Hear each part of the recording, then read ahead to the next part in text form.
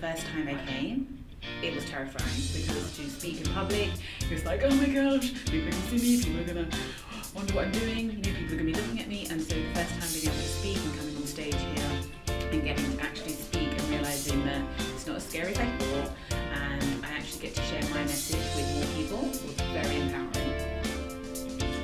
By coming here today again for like another time, I really kind of just expect to be able to grow in my speaking, analyse myself a little bit more, see where my weaknesses are, and just be able to meet and support other people that are coming for the first time, because that part was really, really powerful for me. Do I consider myself to be a leader? What a question. In some areas of my life I consider myself to be a leader, in other areas of my life I consider myself to be like a follower and a receiver of kind of other people's knowledge and other people's information. Having like a space to come to speak as leaders and to learn about how to speak so that I can lead in my business and in different areas of my life, I find it really, really empowering and very, very useful. And this kind of enables me to lead more kind of from a centered space and more from a secure space. So a bit of both. What I love the most about Speakers and Leaders is the energy, like coming here.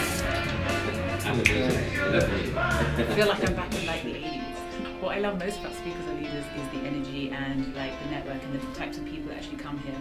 Most people that attend Speakers and Leaders are coming for a purpose to grow themselves and to be able to find a way to find their voice and take it out into the world and make a difference. So to be surrounded with those types of people is really, really powerful, really enjoyable, and we have a good time. So when in my business, when I'm like helping people, so basically I'm a spiritual guide and I help people grow spiritually. So if I'm supporting and helping someone, I can only help someone if they know me. So that's like usually if they've met me or maybe if they've heard about me. By being able to speak and like being able to go on stages and going to different events and being able to share what I do, it allows more people to know what I do.